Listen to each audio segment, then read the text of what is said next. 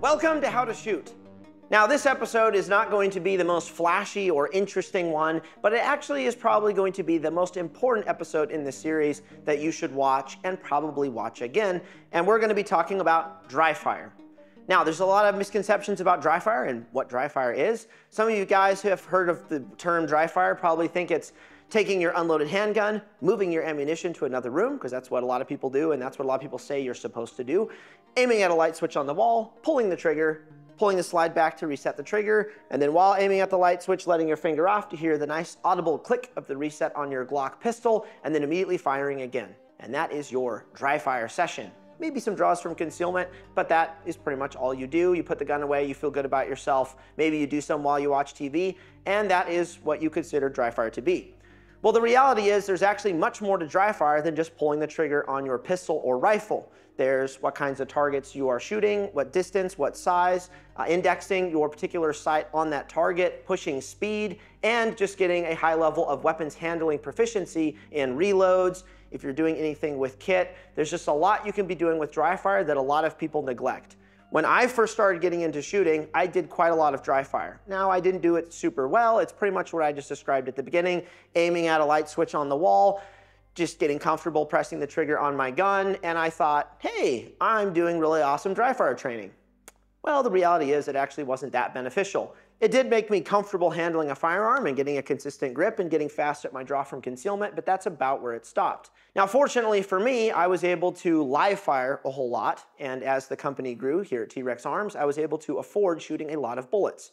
In the last 10 years, I've shot over 500,000 rounds, and because I'm live firing on the range 2 or 3 days a week, I generally don't do a whole lot of dry fire. Which is why I have brought in one of our newest members here at T.REX Arms, Brantley Miriam, who's going to be discussing dry fire and how he conducts his dry fire sessions, because when he started shooting, he wasn't able to do a whole lot of live fire, but he used dry fire to build a high level of shooting proficiency, earning him a GM card in USPSA for carry optics, and he mostly did that with his dry fire sessions. He's going to be taking you guys through some of the different sort of drills that he does and really what he focuses on. And in talking with him and talking with other guys, I really do think Brantley is hitting it on the nose, what should be focused on in dry fire. But let's talk about the equipment. What do you need to start dry firing? Well, the cool thing is you don't really need much. You just need a gun to start off with. Just like what we talked about in part 1, doing table drills, weapons handling drills, just getting comfortable, picking up a handgun, gripping properly, good pressure and squeezing nice and tight, finding sight pictures. We discussed all that in part 1, and obviously we'll get a little bit more advanced in this episode, but you also probably should go out and get a holster so you could start getting comfortable and competent and actually drawing from either an outside the waistband holster, like this Ragnarok right here, that's sort of a competition, range holster. It's gonna sit about right here. Or if you wanna start practicing from concealment, getting some sort of concealment holster, something that's either worn in the appendix position, something at 3 or 4 o'clock, and you're actually going to begin getting comfortable drawing from that location, finger off trigger until you're ready to present to the target. And that is the first thing you should really be focusing on in dry fire if you aren't there comfortably carrying a handgun on your body. Now, a lot of us, after dry firing with our concealment holsters and getting comfortable drawing from concealment, we move to using something like this, a pistol belt setup that gives us our mag carriers and our outside the waistband holster. Now, the reason for this is if we shoot matches, and Brantley will show his setup and talk about it, this is basically what he's using for shooting matches, and so that's what he's training with most of the time.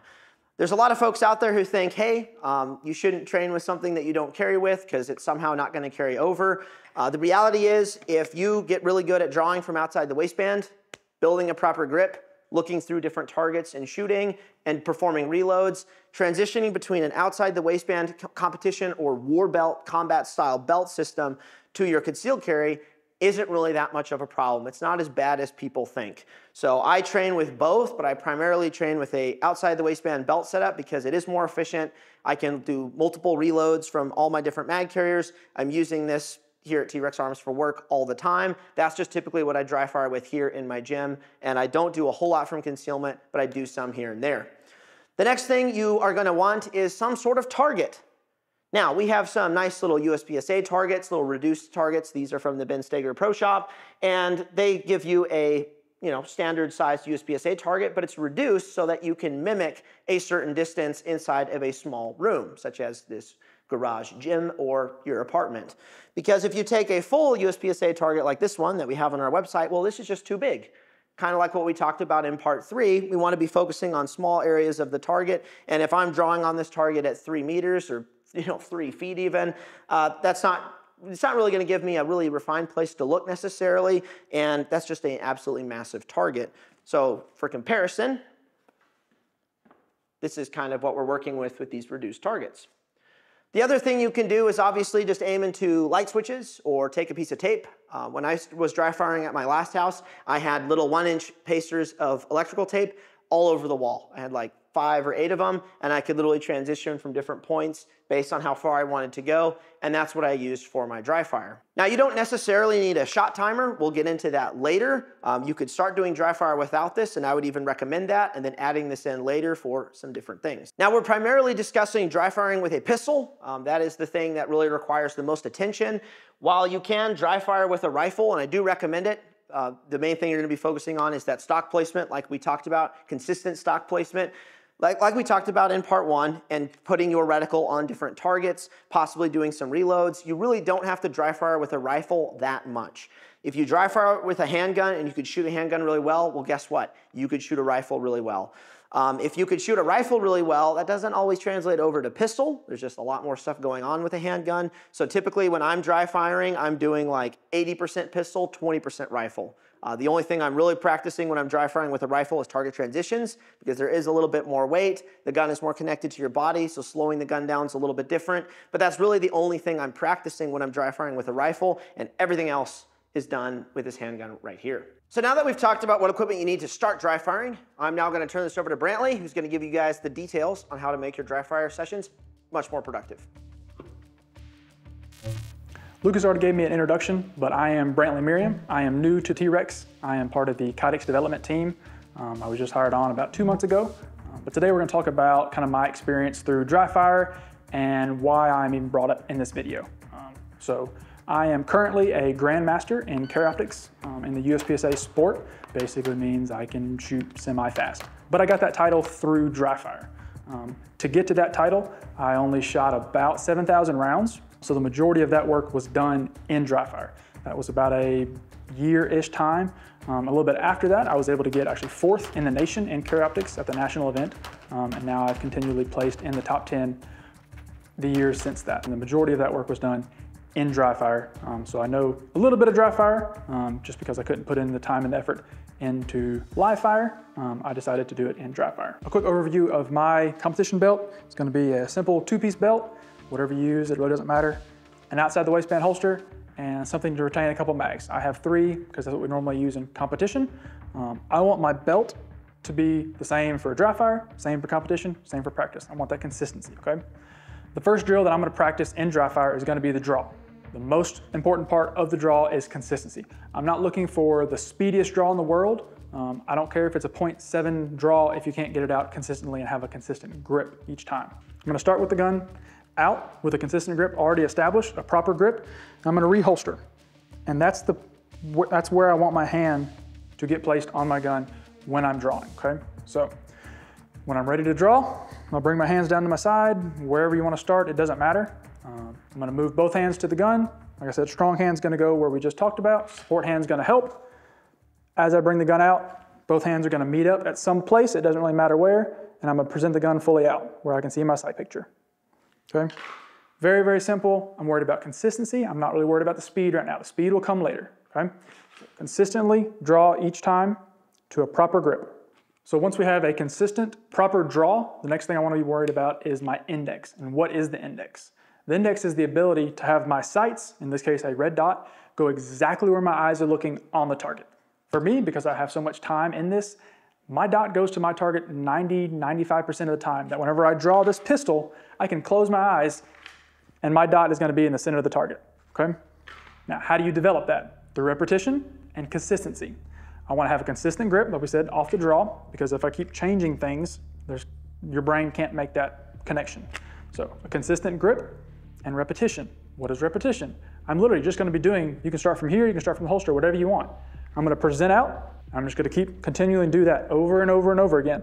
A lot of times people get a red dot, slap it on their pistol, and they're like, I can't find the dot. That's because you haven't put the time and the effort into actually doing this thousands of times until your brain has made that connection that, oh, as I present this out, my dot goes where my sights are. A lot of times, especially with a red dot, you have to be perfect in your presentation. Iron sights, you can flub. You can kind of fudge it a little bit and you can get close and then you can clean it up.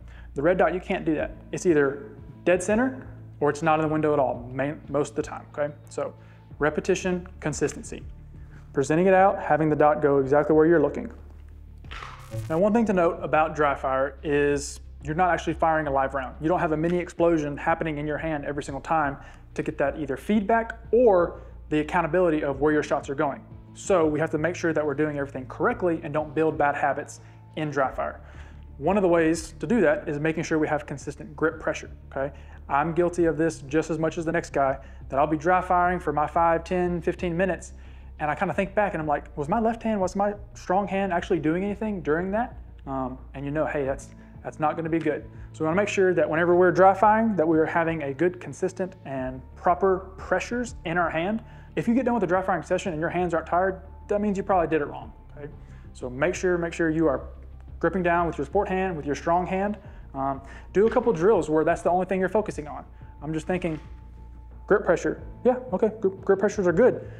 Then you can tie it back into when you present it back out, was your dot there? Did you develop that index that we just talked about? But for right now, just pressures, making sure your pressures are good. Are my hands getting tired? Yeah, they're getting there, okay? Then I know I'm doing it well. The next thing I want to talk about is how we press the trigger. A lot of guys will just kind of throw the baby out with the bathwater and being like, slap the trigger all the time. Generally, yes, that is the correct way to think about it. However, if you're dealing with let's say a USPSA head box at 20 yards, you slapping that trigger could mean the difference between hitting it or missing it. So let's build good efficiency and also consistency in that. Now, because we don't have bullets actually going down range in dry fire, we have to make sure that we're being accountable for our accuracy. How we do that is shot calling, is watching what your sights or your dot, because you should be starting with a dot first and not irons, watching what your dot does whenever you press the trigger, okay? So when you pull the trigger, does your dot yank off target? Does it go to the left or does it stay perfectly still? Now, I am not trying to press the trigger perfectly every single time. My dot should do kind of what my sights do, okay? If I'm shooting a very, very close target, I want my sights generally in the center and I want to press the trigger fast, okay? If I'm trying to shoot a very, very small target at distance or however, I want my sights and my trigger to be very, very deliberate and not moving a lot, okay? So very, very close, I don't really care, I can slap the trigger. What I mean by slapping the trigger is pressing the trigger as fast as possible, okay? If I'm going to a small target, I want to deliberately press the trigger and allow my sights not to move, okay? This can also be helped by having a proper grip, which we talked about earlier, making sure that the sights don't move when you press them. The drill that I do the most are target transition drills, okay? So what that looks like is gonna be having the gun go from one target to the next. That's very, very simple. That doesn't mean that it's easy, okay? So kind of to backpedal a little bit with target transitions, making sure that you have a proper index and have a visual focus on where you want the gun to go. The gun can't go where you're not looking, okay? So I wanna make sure that I'm looking from target to target, okay? My eyes are gonna go first, my gun will then follow. So how I'm gonna exaggerate that is by doing a drill where it's just that. I'm gonna have my gun focused on one target and my eyes on the next target. And on initiation or whatever it is, I'm gonna have my gun go to the other target. I'm then gonna look to the other target, have my gun go to it. Now this is not exactly how I want my transitions to go. I'm exaggerating it. I'm just trying to emphasize my eyes are first, okay? I do not want to throw my gun and have my eyes playing catch up. I want to have my eyes move as soon as my gun moves, but my eyes are always gonna beat it because my eyes are gonna be faster than moving a gun in your hands. So once I've gotta go from gun on one, eyes on the other, I'll then go on eyes and gun on one target, and on initiation or a buzzer, whatever it is, both will move to the next target. Both will move to the next target. Now I'm being very, very specific on where I'm looking on the next target. I'm not gonna be looking at the entire target because I can very easily blow past it or not be, have a little, like my dot go to the delta, my dot go to the Charlie, I want my dot go to the dead center of the alpha, okay? So that's where I'm visually focusing on is the very, very center of the alpha on the target. A quick thing I wanna note is whenever I'm doing a transition drill or a draw drill, where I'm actually looking on the target and what am I actually focusing on, okay? Now, you've heard the expression aim small, miss small, and that is a very, very true expression that holds true today. I want to be visually looking at this small little A. You can either have a reference point. On full-size targets, you're gonna have this little bitty A. This is drawn on for dramatic effect. You can actually draw a black dot, or you can leave it blank, whatever you want to. But I'm making sure that my visual focus is on a small spot in the center. I'm not looking for a target, because whenever my dot goes to the target, I might miss the target. However, if I'm looking at this A and my dot goes a little bit past it, well, that's still an alpha. I'm still okay with that, okay? So I wanna make sure that I'm visually focusing on a small spot instead of the whole target. Now, there's a lot of tools you can do to help in dry fire, or actually just not help at all. A lot of those are definitely snake oil. So be careful what you're buying for dry fire. The minimum amount of equipment that you actually need is going to be a gun and something to aim at. That is the minimum. Everything else is either helpful or just plain stupid. So what I would recommend you have is some type of outside the waistband belt. That's not necessary. You can do from concealment every time. However, an outside the waistband belt is just a little bit more efficient, in my opinion, and something to aim at. Dry fire targets are good. I cut those out personally with like cheap Chick-fil-A fry boxes for years, and they did great. So you don't have to spend money on buying a cardboard target. You can make your own. You can keep it as pieces of tape, whatever you want. Be very leery on things that are put into your barrel, like lasers, stuff like that, where you only get a stimulus whenever you press the trigger. I would rather you be focusing on what your dot and what your sights are doing instead of what the laser downrange is doing, because that's going to translate one-to-one on live fire. Is whenever you can call shots in dry fire, then you can call shots in live fire, okay? A timer is helpful sometimes to have kind of a stimulus on when to go. It's not 100% necessary. It is helpful, and especially if you've never shot with a timer before, then I would recommend you using it as an initiate for the first little bit, but it's not necessary. And then additionally too, you can have par times. Generally every timer on the market has some type of par time function where you can actually kind of see how fast you're doing it, because we're not shooting a live round, so it can't record that shot. So you can set these to 1 second, 2 second, 1.5, 1.111 second increments, and actually see how fast you're doing manipulation, okay? That's great for reloads, draws, target transitions on a fixed target array. So just be very, very careful and be cognizant and think about what you're purchasing before you spend your hard-earned money. Piggybacking off of what Brantley was talking about, I have seen thousands of gun owners out there, when they want to start getting good at shooting and they want to start getting more comfortable shooting, go and seek out weird dry fire training accessories, hoping that those will help them get better at shooting. I also went and looked for all sorts of different equipment when I was first starting to shoot, primarily modifications for my Glock to cheat skill and get better faster. Well, the reality is most of those devices out there aren't actually going to do that. And a lot of people buying the little mechanisms you can put on your pistols that give you like all this information on an app of how much you're moving the gun when you press the trigger.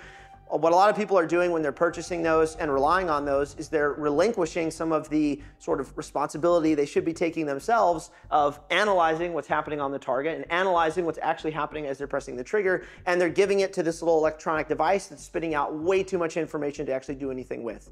I think the majority of those pieces of equipment are a waste of money. And like Brantley said, be careful what you spend your hard-earned money on, because it would be more effective to go out and buy a shot timer if you haven't bought one already, which you're going to be using in live fire and also for dry fire, or simply taking that $100, $200, whatever you might be spending on some dry fire little aids stuff, and instead spend that on ammo, where you can actually go out and live fire. So that's just something to think about. Fun little tip for you guys who are dry firing with a timer. Tape over the speaker, make it a little bit quieter, especially if you're in a apartment complex or something, so you're not bothering the neighbors, because these things are super loud if you use them indoors. As far as using a shot timer at an indoor range, you're probably not going to be able to. It's going to pick up every single person next to you when you're shooting. You could use it to initiate a drill, but the data on the shot timer itself as you're shooting is going to be corrupt if there's people shooting next door and you're trying to get your total time, your split times, and things like that. The good news is, though, you really don't have to worry about the shot timer too much until much later when you're really chasing small pieces of performance. So we really don't have to worry about that too much, but I highly recommend you pick up one of these and most of the other dry fire stuff out there, you know, things that recoil your slide and lasers and things like that. You really don't need to waste money on those things. Now, some of you are probably wondering, Brantley didn't talk about shooting rifle, he was talking pistol. Well, the reason for that is all the process that he talked about of what you need to be paying attention to indexing on different targets, ensuring you have proper grip on the handgun and draws, does carry over to a rifle. There's a couple things that are a little bit different, like I talked about in part 1. You have this extra point of contact with the stock being in your shoulder. When you're thinking about gripping a handgun, think of stock placement being the exact same thing. If you have bad stock placement and you're not pulling nice and tight with your support arm, you are not going to have good recoil management. But if I can sink the stock into my body the same every time and have consistent pressure with my left hand pulling the gun tight to my body, my recoil management is going to be excellent. So when it comes to dry firing a rifle, that's the main thing you're going to be practicing. Good stock placement, good sight, index on the target where it's there on, wherever I'm looking, the dot goes to that point every time. I'm presenting the rifle. The next thing is obviously working on safety manipulation, like we talked about in part 1. And if you want to get into reloads, you can obviously dry fire those as well. But for me, when I was starting to dry fire early on in my shooting career, I did not really dry fire a rifle. I learned quickly that everything with the pistol more or less translates over to the rifle, and I spent 90% of my time on handgun and then 10% doing stuff with rifle, whether it was testing out my weapon lights or my lasers, or just getting some reps in with the rifle. I will say one of the big differences with a rifle compared to a handgun is target transitions, because you do have that extra point of contact as I'm swinging the gun from left to right or right to left. It is a little bit different, but a lot of the principles are still there. I'm still leading with my eyes, the gun's then showing up. I'm paying attention to whether I'm overdriving on the target, but those are all things we'll talk about in a future episode. And with all that said, the next episode is going to be shooting faster and more accurate on the range with live fire. All these principles that Brantley talked about are going to carry over excellently to the live fire session. So before you go and dump a whole lot of rounds into the, at the range or into a berm, make sure you're doing a bunch of dry fire like Brantley just talked about. And most of you out there, including myself, should be spending more time dry firing than live firing. If you want to get exceptionally good at shooting, you have to dry fire. For me to get better at shooting, I'm shooting 2 or 3 times on the range still, even with how busy I am at my job. If I want to get even better at shooting, I have to dry fire. I've got to come in here, 30 minutes before my gym session or 30 minutes after my gym session and put in the time actually dry firing if I want to get better. That is not going to happen with live fire at my current level. I'm going to have to use dry fire for that. But the cool thing with dry fire is it's free. I don't have to spend any money. The only thing I have to spend is time, investing time into it, and you are going to get out of dry fire exactly what you put into it. If you put a lot of motivation, discipline, and effort into it, you're going to get a lot of benefit out of it. So definitely don't take dry fire for granted. It's the most important thing you can be using if your intention is to be a high-level, competent shooter, concealed carrier, someone who's an actual asset to their community and people around them. So definitely be utilizing dry fire. And until next time, I'm Lucas, and that was Brantley.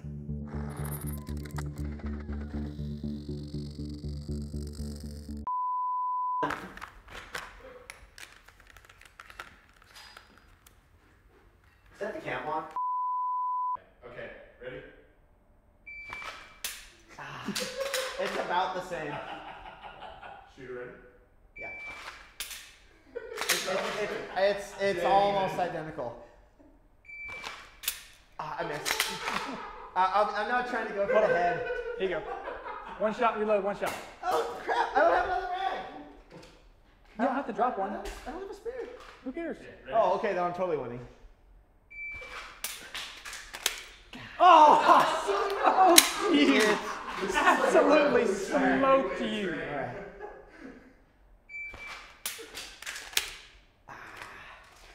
Those were like the 2 best draws of my life. Yeah, well, yeah, because you don't want me to win. Well, no, I don't. Son of a biscuit!